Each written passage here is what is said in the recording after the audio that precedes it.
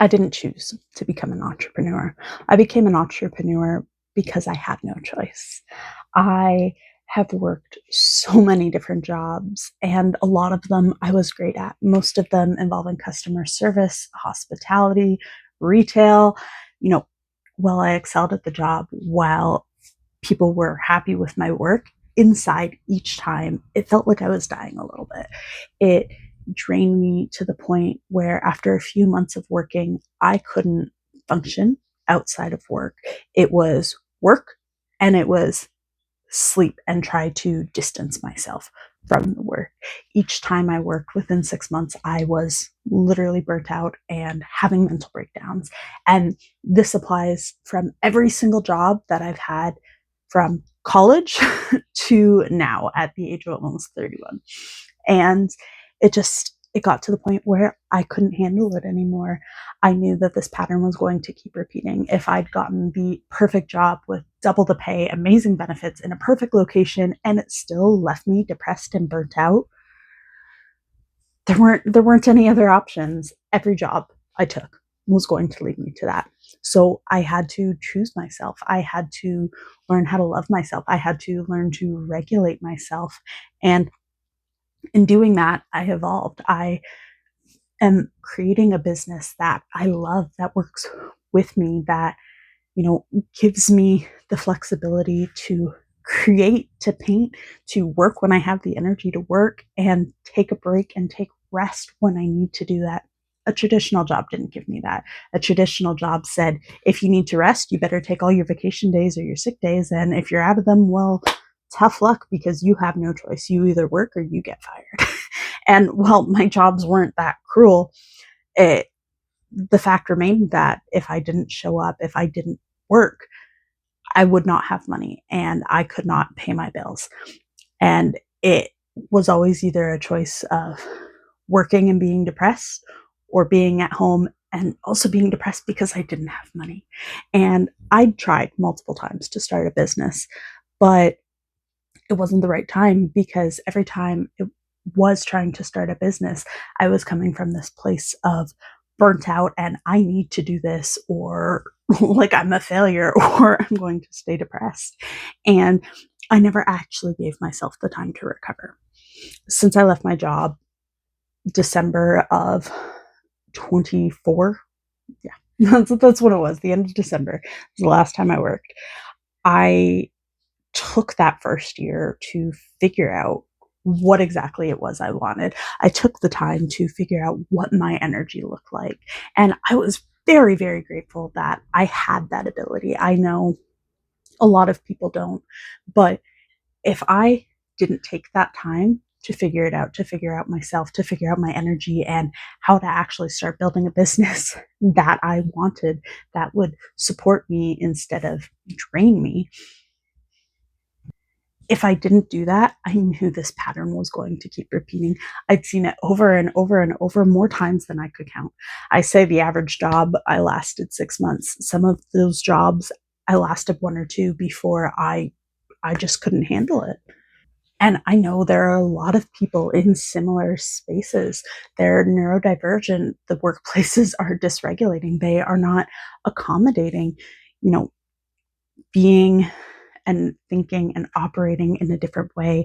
My capacity for certain things is a lot lower. My capacity for workplace stress and sensory overload is insanely low. And unfortunately, most jobs are not accommodating of that. They can be accommodating to a point, but there's only so far they can go, because job is a job is a job, and it has to be done in a certain way. And if you don't do it in that way, well, you're kind of shit out of luck. I knew things had to change. I didn't know how, but I trusted in myself. I trusted in the support that the universe would provide. And that doesn't mean I didn't do the work, but doing the work can look very different. For me, doing the work meant figuring out what it was I actually needed, figuring out when I had energy, how to listen to my body when it told me I needed rest, how to let myself not feel guilty for taking the rest. Because when you're on the hamster wheel, if you stop, you die. If you aren't constantly go, go, go, go, go, you're not going to get anything at all, right? That's what mainstream job market wants you to think. But most neurodivergent creatives, at least all the ones that I've met, they don't work like this. They work in seasons. They have highs and lows. And there are so many factors that go into this. But the more we force ourselves to continue to work in an atmosphere that drains us, that stresses us out, the worse our mental health gets, the worse our physical health gets. Before I got into the entrepreneur program I am in now, part of doing that was actually looking for a job.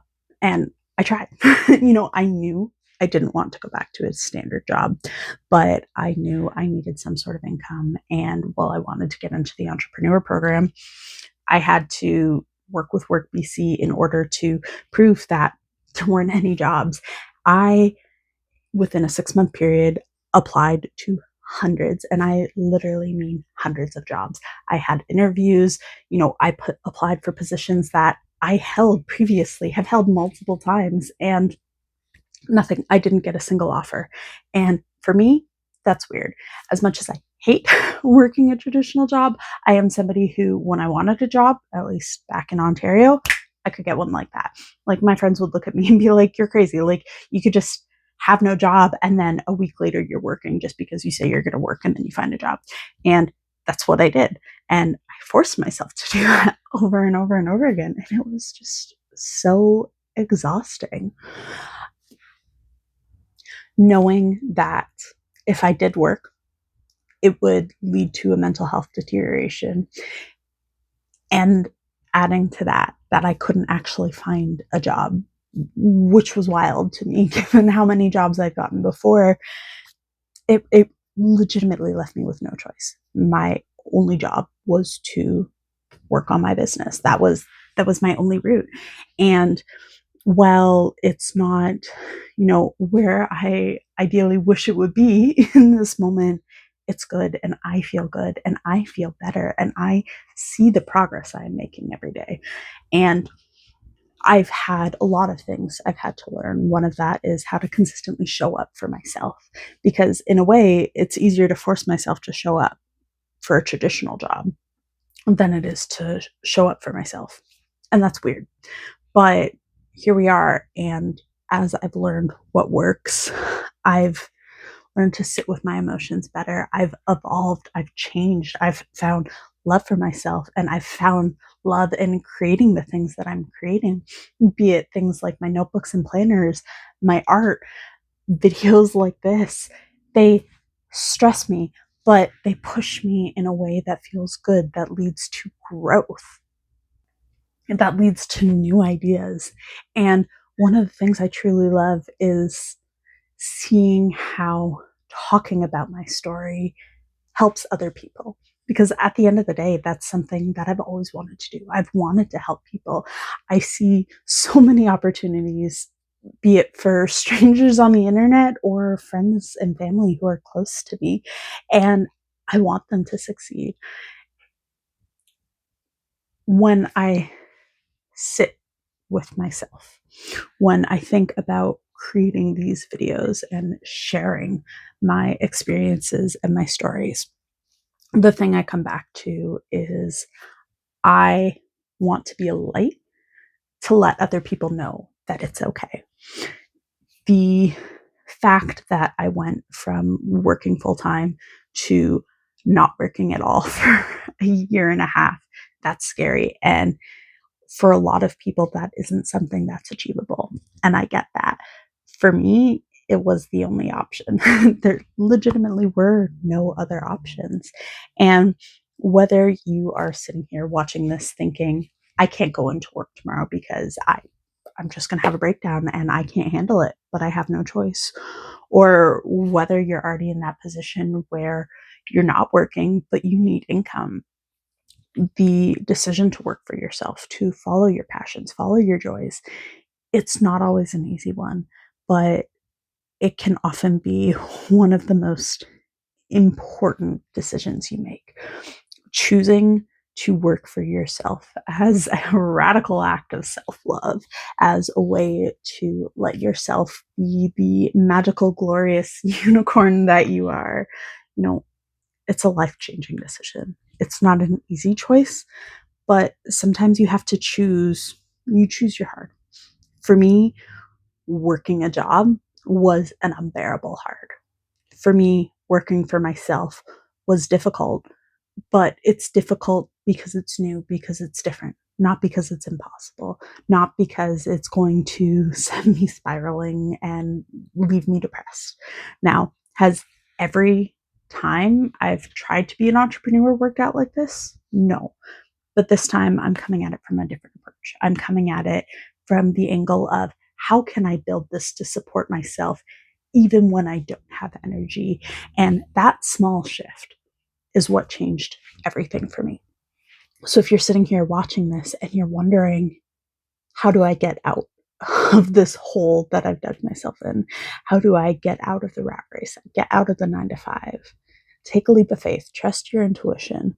There is something there for you. And if you want it, there's a reason that it's in your vortex of wants and interests and passions. It's there because it's meant for you. The choice to go after it is yours, though, and it always will be, because we all have free will in that decision to choose.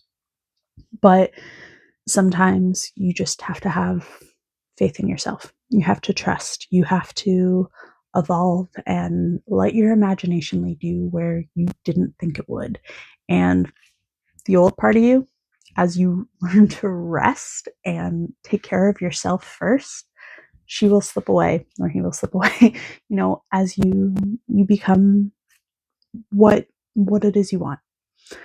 There are always so many options and so many choices.